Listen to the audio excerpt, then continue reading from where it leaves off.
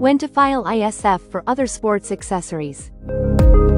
We'll be discussing when to file your importer security filing, or ISF, specifically for other sports accessories. So, are you ready to put your game face on? Let's kick things off. Before we rush into the specifics, let's break down what the ISF actually is. The importer security filing is essentially a document that importers are required to submit to U.S. Customs and Border Protection, CBP.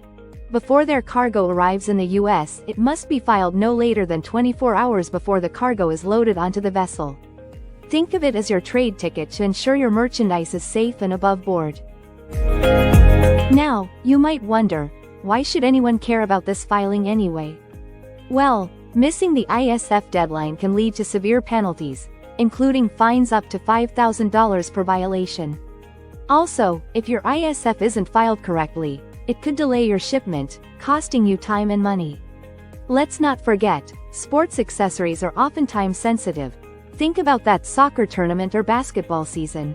The ISF requirement stems from the Security and Accountability for Every Port, Safe Port Act, enacted in 2006. The goal? To enhance security and safety for cargo entering American ports. With the rise in international trade, it became necessary to streamline cargo tracking and control, especially with products that might be deemed risky. So, think of it as your guardian angel in a confusing world of customs. Alright, let's talk about what exactly constitutes other sports accessories. Whether you're importing mouth guards, shin guards, or even swim caps, all these items fall under the sports accessories umbrella. And yes, you're obliged to handle the ISF filing properly for each one of these items. Even those foam fingers cheering for your favorite team count, who knew? So, when should you file the ISF for these sports items? Here's the deal. The ISF must usually be submitted at least 24 hours before the cargo is loaded on the vessel bound for the US. However, if you are dealing with high-risk items, you might want to submit the ISF even earlier. Always err on the side of caution. Remember, those penalties are not a joke. Alright folks, time to break down the vital elements you'll need to include in your ISF document. You'll need your importer of record number, the consignee's details, and the seller's name, to name a few. Also, don't forget specifics about the manufacturer and a detailed description of the items being shipped. Just doesn't cut it. Here's a laugh for you. Sometimes importers accidentally insert the wrong consignee or mislabel their goods. Imagine filing for swim caps but typing in a Euro fishing caps. It's not just a mistake, it's a comedy show waiting to happen. But in reality, such slip-ups can cost you dearly. Always double-check your paperwork. You don't want your cargo taking an unexpected detour. Searching through all these details can be overwhelming, I get that. But here's a game changer. Working with a customs broker. They specialize in helping you navigate through the maze of tariffs, duties, and ISF requirements. Plus, they keep you from making those fatal errors we just talked about.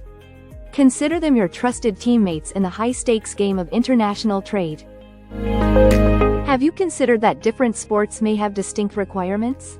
For example, importing accessories for sports like fencing or lacrosse may require different documentation compared to running gear or basketball paraphernalia. Always be mindful of the unique needs of various sports when filing your ISF. You could say it's like playing a multi-sport championship. Did you know customs regulations are constantly evolving? It's true. Staying updated on pending regulations and changes can help you stay ahead of the game. Make sure to keep an eye on any announcements from CBP or trade organizations to mitigate risks. You wouldn't want to be blindsided like a referee's bad call during crucial game moments.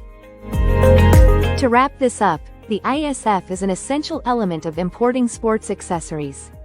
From the timely submission process to ensuring accuracy, being diligent pays off.